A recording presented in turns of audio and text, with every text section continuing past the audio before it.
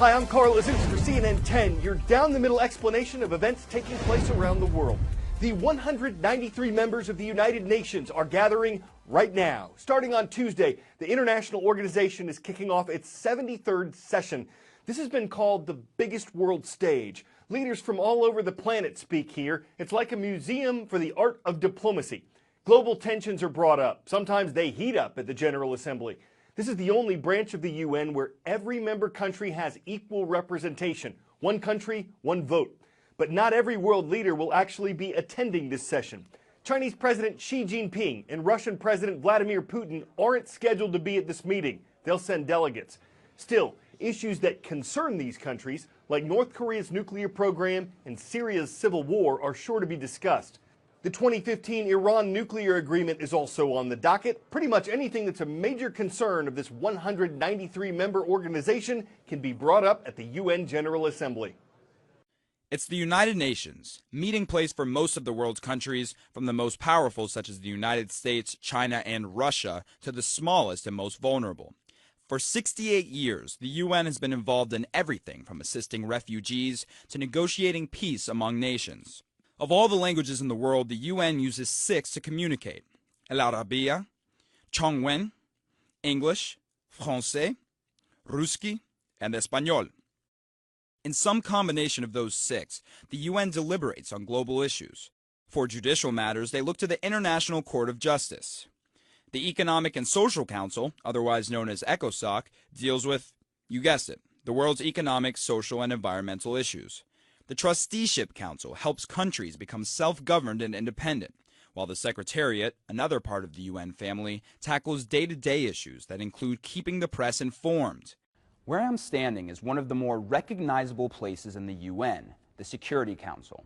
It determines threats to international peace and works to solve those problems right here in this chamber, a gift from Norway in 1952.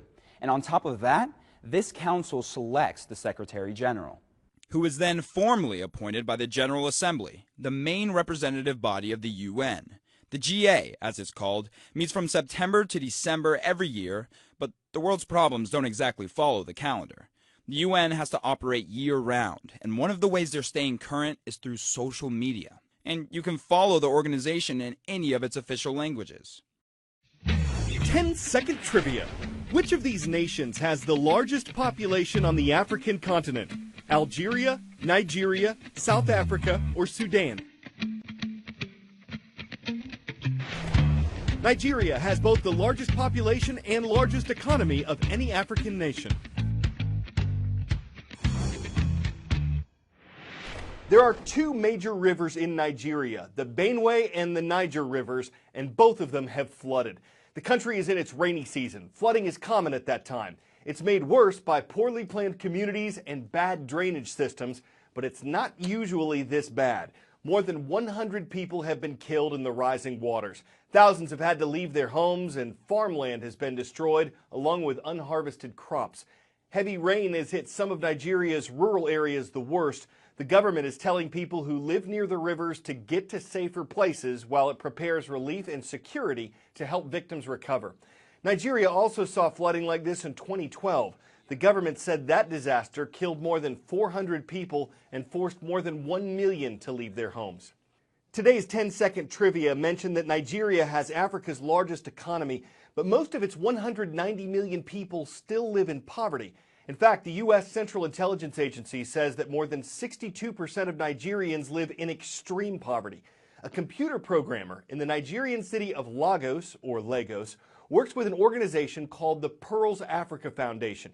It's helped train more than 400 girls to change their lives. She's a CNN hero. When I got introduced to the world of computer programming, I was just natural with it. It just flowed. It's all about solving problems. Lagos is the biggest city in Africa. It's considered to be the Silicon Valley of Nigeria. But technology is the space that is dominated by men. Why should we leave that to guys? I believe girls should be given opportunities. When I went to Makoko for the first time, I was surprised to see the living condition of human beings. People live in shanties. Sanitation is bad. The water is black in color. Life growing up for me was really, really tough. Losing a mother at the age of 4 to be beaten by my father was really difficult. I needed to fend for myself. In Makoko slum, most girls are trapped in a vicious cycle of poverty. Many of them are not thinking education. They plan for the future. Chakaso, I believe you can still find diamonds in these places. They need to be shown another life. Working with HTML, without these element tags, your website won't work. Your codes won't function. Girls Coding teaches girls 10 to 17 how to program. Not everyone is from the slum, but many of the girls we work with never saw computer before they joined us.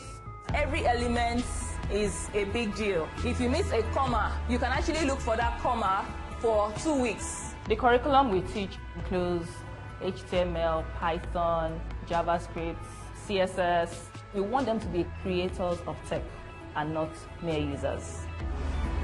What are you guys working on? It is no longer about just coding. They try to solve problems in their communities. I like the logo, it's really cool.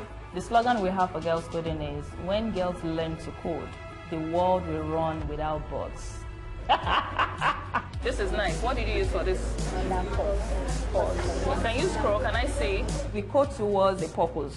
Watching them write codes is beautiful. It's mind-blowing. The joy on their faces, that's more than money. I can't buy it. Coding helps me to solve problems. Coding makes me feel inspired. It makes me feel happy. It's fun. It's my future. Coding is everything to me. This is my website. One thing I want my girls to hold on to is, regardless of where they're coming from, they can make it. They are coders, they are thinkers, their future is bright.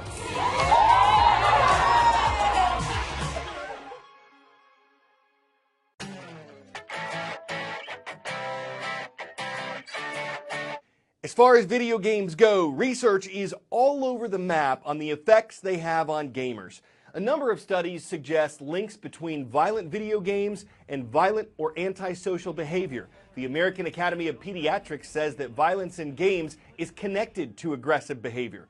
But there are also a number of studies that suggest games help people work out their anger and improve social behavior. Wherever you stand in the games, one thing that's indisputable is that they are big business.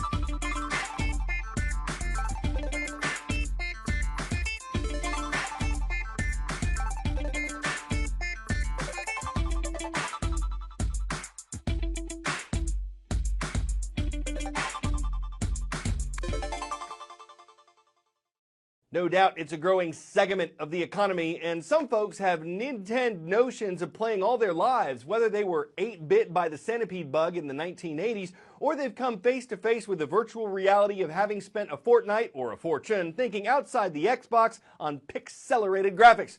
I'm Carl Azus, showing my pun game on CNN 10.